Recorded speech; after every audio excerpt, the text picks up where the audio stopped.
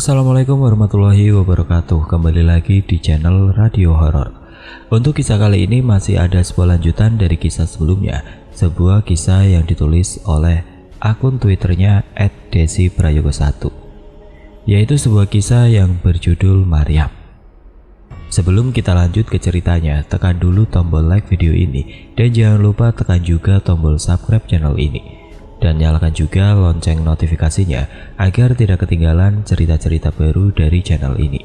Dan bagi teman-teman yang ingin membaca langsung ceritanya, nanti silahkan saja kunjungi linknya yang nanti akan saya sertakan di kolom deskripsi. Dan seperti apa untuk kelanjutan kisah ini, langsung saja kita simak berikut ini.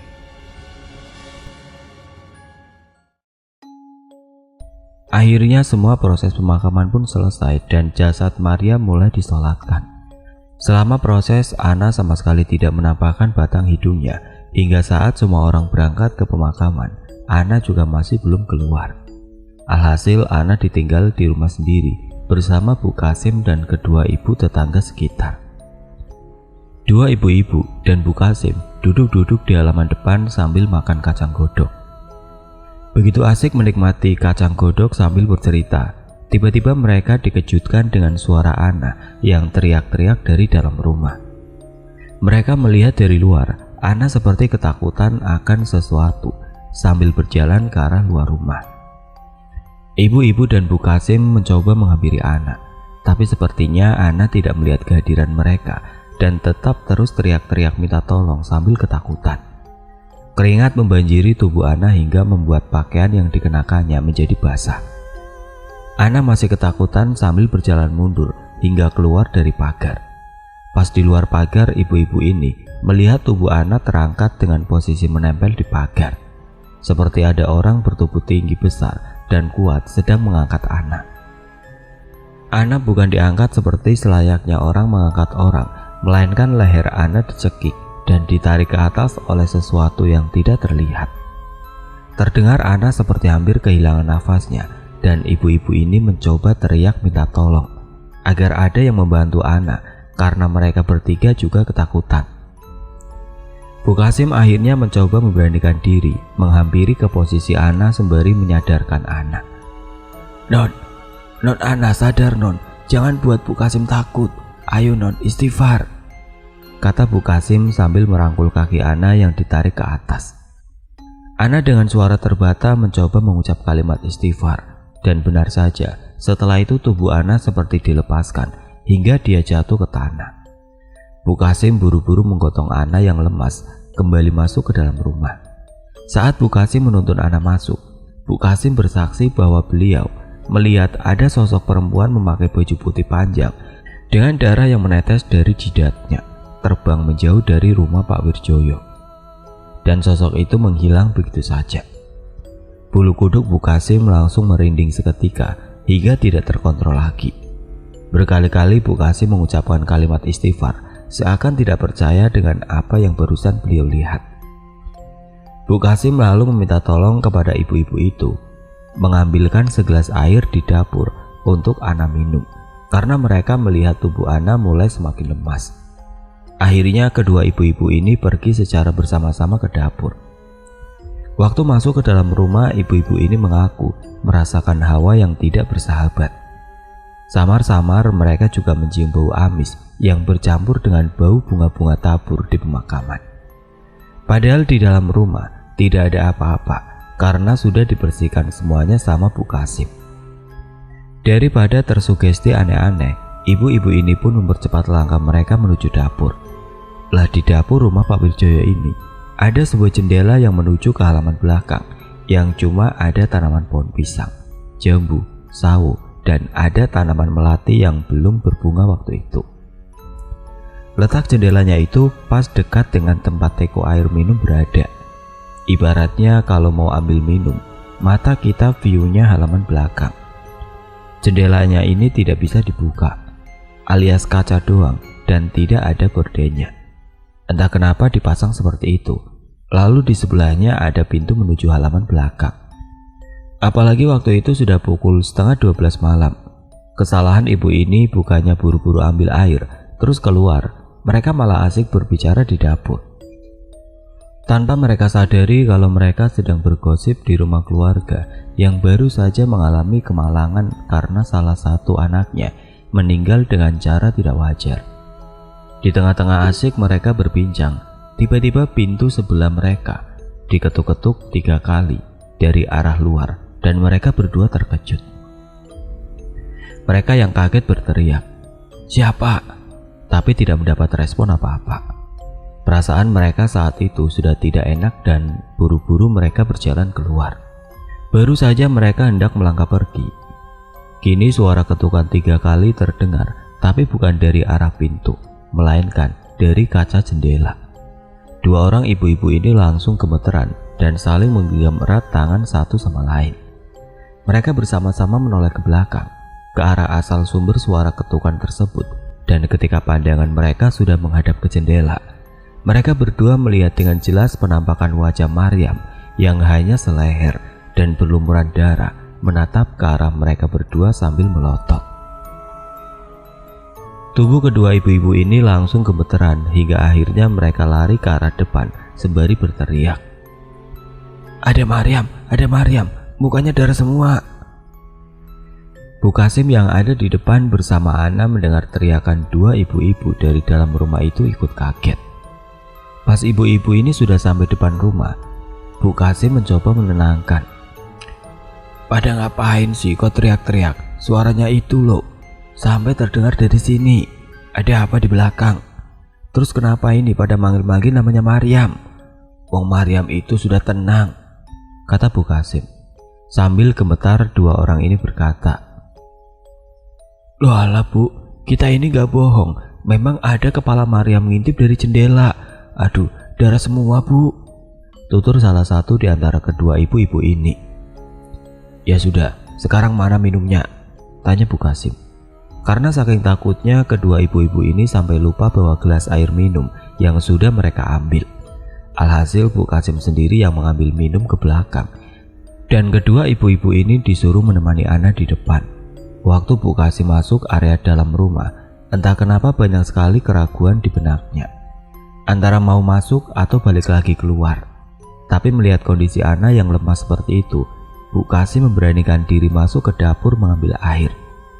Baru saja beliau setengah jalan dan berdiri pas di depan pintu kamar Ana, tiba-tiba pintu kamarnya terbuka dan Bu Kasim kaget, lalu berusaha mendekat untuk melihat kenapa pintu itu bisa terbuka dengan sendirinya. Pas posisi beliau mau mendekati gagang pintu, secara mengejutkan pintu itu langsung terbanting buka tutup dengan sendirinya, sampai-sampai menimbulkan suara yang sangat gaduh. Gara-gara suara gaduh itu, kedua ibu-ibu yang awalnya di luar malah ikut masuk, melihat, dan tanpa sengaja mereka meninggalkan Ana sendiri di luar.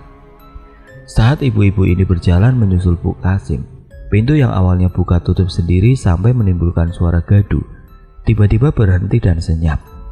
Mereka bertiga perlahan-lahan berjalan masuk ke kamar mendiang Maryam, dan begitu pintu dibuka, ternyata tidak ada apa-apa. Ketika mereka fokus dengan hal aneh itu, dari arah luar mereka mendengar Ana yang teriak-teriak, "Ampun Yam, sakit Yam, ampun Yam, rambutku sakit Yam." Barulah mereka sadar kalau mereka lalai menjaga Ana yang sendiri lemas di luar. Ramai-ramai mereka menuju keluar rumah. Mereka sudah tidak melihat Ana ada di latar, melainkan Ana sudah ada di luar pagar, digeret dengan posisi duduk, sambil rambutnya dijambak oleh seseorang berbaju putih dan penuh dengan darah. Ibu-ibu ini langsung teriak, "Itu Maryam Bu, wujudnya persis sama yang di belakang tadi. Kita yakin gak salah lihat." Mendengar itu paniklah Bu Kasim dan langsung mengajak ibu-ibu ini menyusul kemana hantu Maryam menggeret tubuh Ana. Ana yang dari kejauhan melihat Bu Kasim dan ibu-ibu tadi menyusulnya. Ana langsung berteriak, "Mbok, tolong aku Mbok. Bu Kasim, tolong Bu, kepalaku sakit, tolong." Teriakan Ana seperti menyayat hati, seolah mengungkapkan betapa sakitnya tarikan dari hantu Maryam. "Enggak Non, Mbok bantu, Non Ana sabar. Mbok juga gak bisa lari kenceng ini Non," sahut Bu Kasim sambil berlari setengah ngos-ngosan. Di tengah-tengah jalan ternyata mereka ini berpapasan dengan rombongan orang-orang yang baru saja pulang selepas pemakaman Maryam. Semua orang di situ menjadi saksi betapa murkanya Maryam. Arwahnya seperti dipenuhi dengan dendam dan amarah yang sangat besar. Sosok Maryam sangat berubah, seakan dia ingin memberitahu penyebab kematiannya. Ketika semua orang mencoba menolong Anna, tiba-tiba Maryam membawa Anna menghilang dari hadapan semua orang. Semua orang bingung kemana perginya kakak beradik ini. Bertambah hancur hati Pak Wirjoyo dan Bu Rusmaini melihat anak bungsu mereka, arwahnya menjadi seperti itu, dan anak sulung kesakitan sampai sebegitunya. Semua orang jadi bingung dengan apa yang sebenarnya terjadi di antara mereka berdua. Entah kenapa Eyang Joni seperti tahu kemana perginya mereka. Eyang Joni langsung mengajak semuanya ke jembatan depan, di mana tempat ditemukannya tubuh Maryam yang sudah tidak bernyawa. Langsung semua orang berlari menuju ke arah jembatan, sedangkan tahun segitu belum ada PJU dan langkah mereka hanya diterangi lampu minyak serta obor di tangan masing-masing. Mereka menyusuri rimbunya hutan jati dan kebun pohon karet dengan ditemani cahaya bulan. Bulan malam itu pas sekali bentuknya sedang bundar keseluruhan, seolah-olah juga ikut menyaksikan kemarahan arwah Maryam. Sekian lama mereka berjalan, kini mereka tibalah semua orang di area jembatan desa. Mata mereka dibuat terbelalak dengan apa yang dilakukan Maryam kepada Anna. Anna diangkat seperti hendak dijatuhkan ke bawah sungai dari atas jembatan. Pak Wirjoyo spontan berteriak, "Jangan anakku yang cantik, jangan, itu kakakmu Maryam. Apa kamu tega bapak dan ibu kehilangan anak? Ibu dan bapak kehilangan kamu saja sudah berat, apalagi kalau kehilangan Mbak Anna juga," kata Pak Wirjoyo diiringi tangisan Bu Rusmaini dan Bu Kasim. "Bapak kenapa takut kehilangan anak yang tega membunuh adiknya sendiri?" Pertanyaan Maryam seolah membuat jantung semua orang yang menyaksikan menjadi sangat terkejut. Lalu Maryam melanjutkan bicaranya. "Mbak Anna pak, dalang dari semua yang aku alami. Mbak Anna nyuruh 3 preman itu untuk membunuhku pak. Saya disiksa pak, saya dipukul di semua badan, saya disudut rokok pak, dan saya dipasung pak. Terus mereka melempar saya dari atas jembatan ini sampai kepala saya pecah terkena batu di sana. Semua badan saya rasanya hancur pak, sakit pak, tulangku rasanya remuk semua pak. Salah aku apa pak sama Mbak Anna? Apa saya tidak bisa jadi adik yang baik untuk Mbak Anna pak? Kenapa Mbak Anna dan 3 preman itu sampai hati membunuh aku? Salah aku di mana? Mungkin kalau aku ada salah, aku minta maaf," tutur Maryam sambil menangis terisak. Sejenak suasana sekitar menjadi hening. Hanya terdengar suara tangisan beberapa orang yang tersentuh atas ucapan Maryam. Sama halnya dengan apa yang terjadi kepada Bu Rusmaini, Bu Kasim, dan Pak Wirjoyo. Seakan tidak percaya bahwa yang harus bertanggung jawab semua ini adalah Anna. Lantas apa yang mendasari Anna tega berbuat sekeji itu kepada Maryam? Belum ada yang tahu jawabannya. Tiba-tiba Maryam marah dan suaranya meninggi. "Apa gara-gara laki-laki itu mbak? Kamu tega membunuh aku?" Sambil menunjuk ke arah Eyang Joni. "Kamu suka dengan dia, tapi dia gak suka kamu. Terus aku yang kamu salahkan mbak?" "Iya mbak, jawab di depan ibu dan bapak." Anna yang seakan sudah pasrah hanya bisa menangis di cengkraman arwah Maryam. Sambil berlinang air mata, Anna berbicara. "Maaf dek, Mbak hilaf. Gak seharusnya dek Mbak berbuat ini semua. Mbak menyesal dek, maaf." "Memaafkan kamu mbak? Segampang itu mbak nyawaku kamu hilangkan. Mimpiku kamu putus mbak. Sekarang badanku sudah menyatu dengan tanah. Kamu baru menyesal. Mata kamu buta," teriak Maryam yang masih dikerubungi dengan segala amarahnya. Setelah itu Maryam berteriak kembali. "Kalau aku mati mbak, kamu juga akan menyusul," sambil melempar tubuh Anna dari atas jembatan dengan tega dan terdengar suara seperti sesuatu yang menghantam batu. "Dah." Sesudah melempar tubuh Anna, Maryam lalu tertawa dan hendak terbang, tapi Bu Rusmaini memanggilnya. Maryam kaget dan menoleh ke belakang. Dia melihat Bu Rusma ini membentangkan tangannya dan berkata, "Bawa ibu juga, Maryam." Maryam yang mendengar itu langsung menangis memeluk sang ibu. Pemandangan yang sangat mengharukan dan disaksikan oleh banyak orang. Ibu Rusma ini bilang, "Sekarang dendamu sudah terbalaskan, nak. Pulanglah ke alammu yang tenang di sana, nak." Dan Maryam menjawab, "Enggih, Bu," dengan suara yang sangat lirih bercampur dengan isak tangisnya.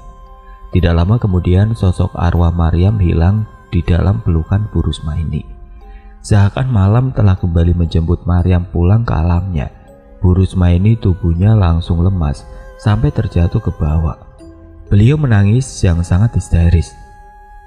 Sedangkan yang lain turun ke bawah melihat keadaan Ana, dan ternyata Ana sedang sekarat di atas sebuah batu yang sama dengan tempat Maryam ditemukan.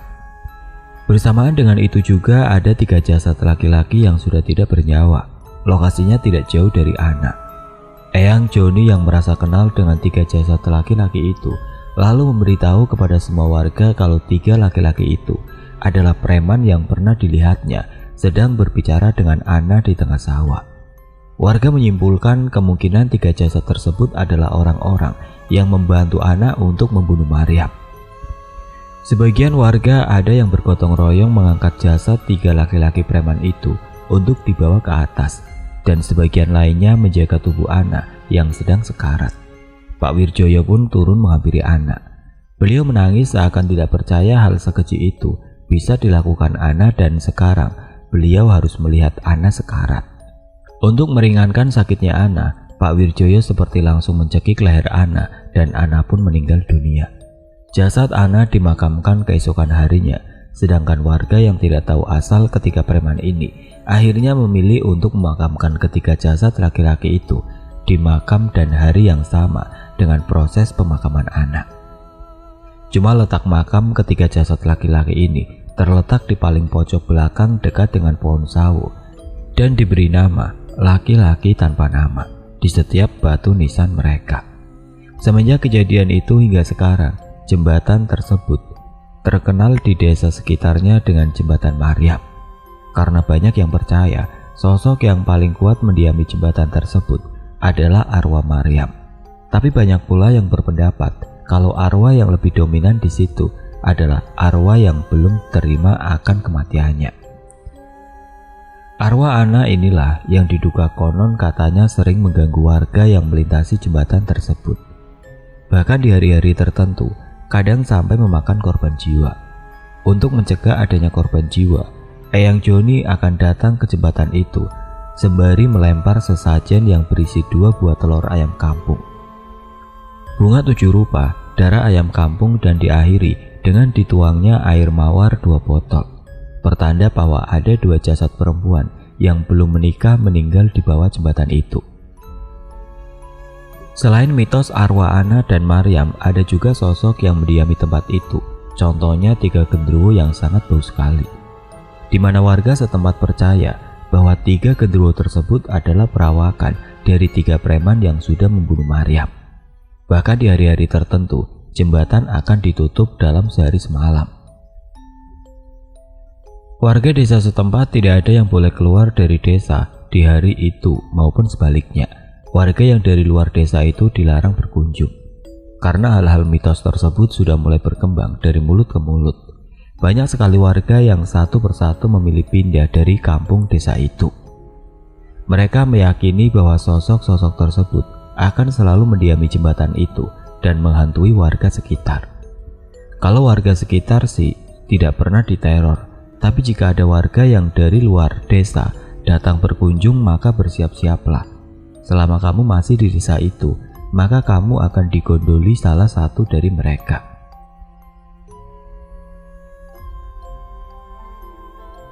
Oke teman-teman, sekian untuk cerita kali ini. Semoga apa yang sudah saya sampaikan dalam kisah ini dapat dijadikan pelajaran untuk kita semua.